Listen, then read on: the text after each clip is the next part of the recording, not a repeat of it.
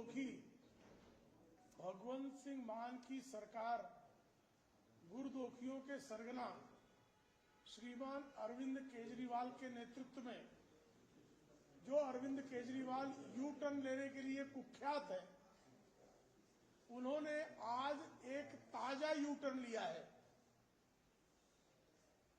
1 जुलाई 2026 यानी आज से गुरुदोखी भगवंत सिंह मान की सरकार ने केंद्र सरकार की विकसित भारत वीबीजी रामजी योजना को लागू करने का निर्णय किया है।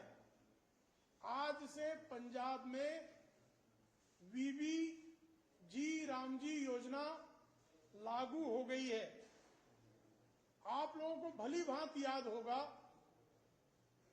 कि श्रीमान अरविंद केजरीवाल के निर्देश पर पंजाब की विधानसभा में विशेष सत्र आहूत करके गुरुदोखी भगवंत सिंह मान की सरकार ने वीबीजी रामजी योजना का विरोध किया था। 30 दिसंबर 2025 को एक विशेष सत्र पंजाब की विधानसभा का आहूत किया गया था और तब इन्हीं भगवंत सिंह मान की सरकार ने वीबीजी रामजी योजना को गरीब, किसान, दलित और मजदूर विरोधी करार दिया था। आखिर इन 6 महीनों में ऐसा क्या बदल गया कि जिस योजना को गरीब, किसान और दलितों का विरोधी करार दिया जा रहा था, आज उसी योजना को पंजाब की सरकार अंगीकार करने पर मजबूर हुई है।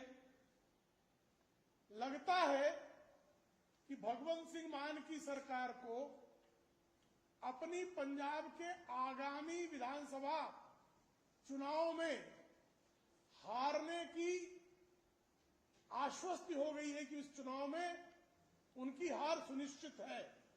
इसलिए अब वे केंद्र सरकार की योजना की प्रशंसा करने लगे हैं। वीबीजी रामजी योजना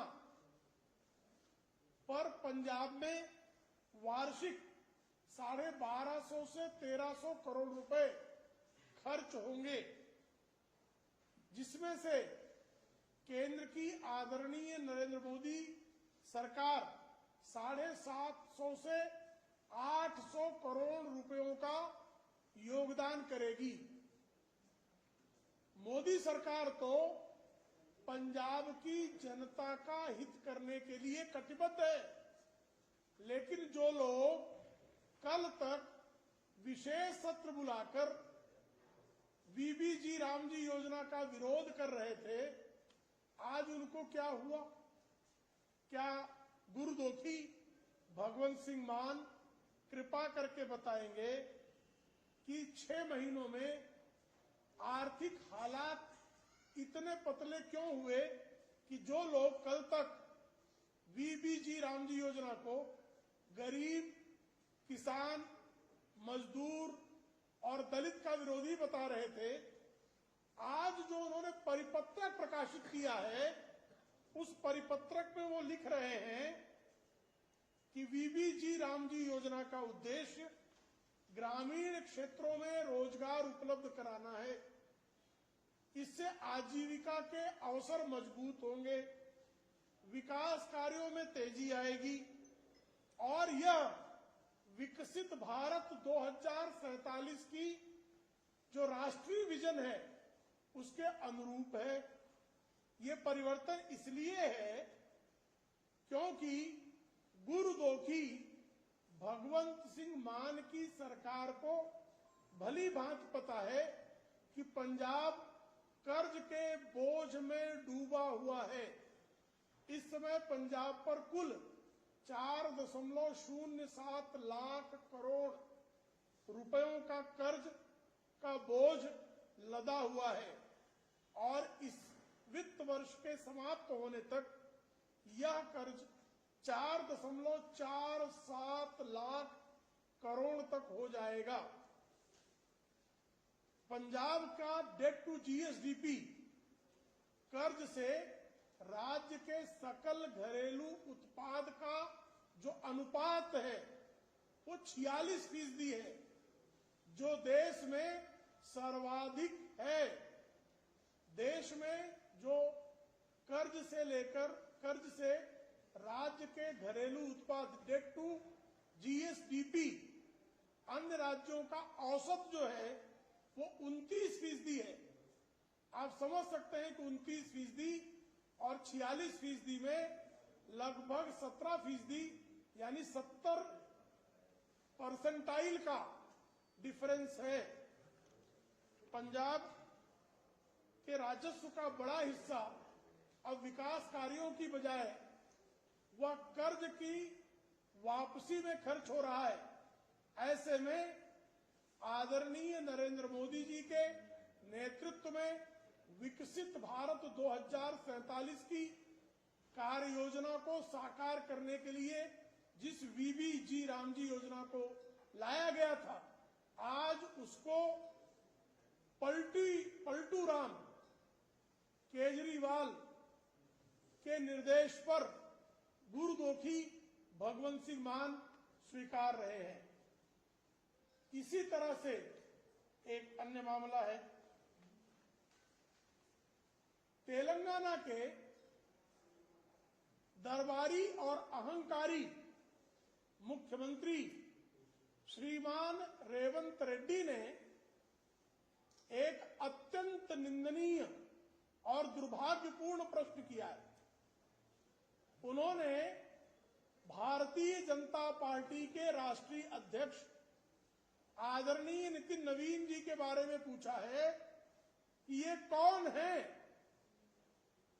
अहंकार के शिखर पर विराजमान श्रीमान रेवंत रेड्डी कृपा करके अपनी बंद आंखों को खोलकर देख ले कि श्रीमान नितिन नवीन जी विश्व के सबसे बड़े लोकतांत्रिक दल भारतीय जनता पार्टी के राष्ट्रीय अध्यक्ष हैं, जिनकी भारत के 22 राज्यों में सरकार है।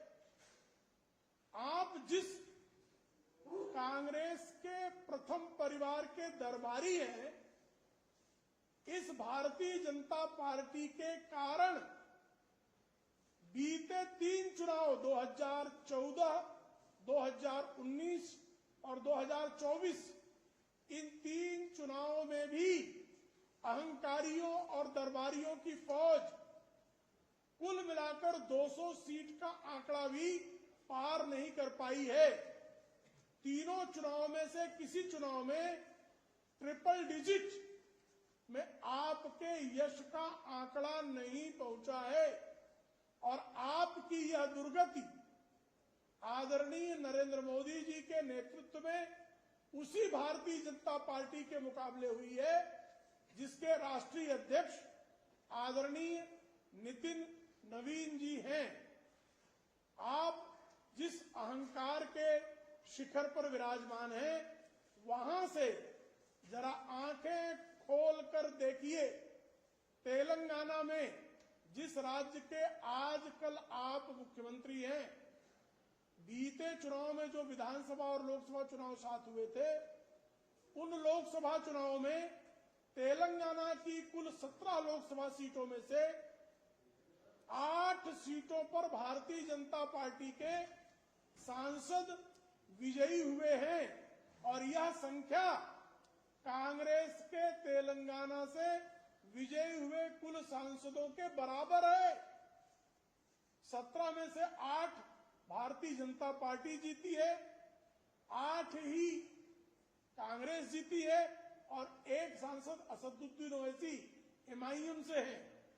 और आप इस बात को भली भांति जानते हैं श्रीमान रेवंत रेड्डी कि अहंकार के शिखर पर विराजमान होने के कारण ही बीआरएस की दुर्गति हुई, उनका अहंकार चकनाचूर हुआ और वह अहंकार आज आप में विराजमान हो गया है और आपका अहंकार भी आने वाले कुछ महीनों तक ही रहेगा, क्योंकि तेलंगाना भारतीय जनता पार्टी के जब 1984 में केवल 2 सांसद थे, तब भी तेलंगाना में भारतीय जनता पार्टी का कमल खिला था। यह निश्चित जाने कि दरबारी और अहंकारी राजनीति का पतन होगा और आगामी चुनाव में जिन आदरणीय नितिन नवीन जी को आप नहीं पहचान रहे हैं, उनके नेतृत्व में ही भारतीय जनता पार्टी तेलंगाना में जीत का परचम लहराएगी और आपको अहंकार की कुर्सी से नीचे उतार कर फेंक देगी, यह निश्चय जाने। तो कृपा करके आप पहचान लें, आपकी दरबारी और अहंकारी राजनीति दीर्घकालिक नहीं है, कुछ महीनों के मेहमान हैं आप। इस बात को भली भांति समझ लें और आदरणीय नितिन नवीन जो विश्व के सबसे बड़े राजनीतिक दल के राष्ट्रीय अध्यक्ष हैं, उनको अपनी आंखें खोलकर ठीक से पहचान लें।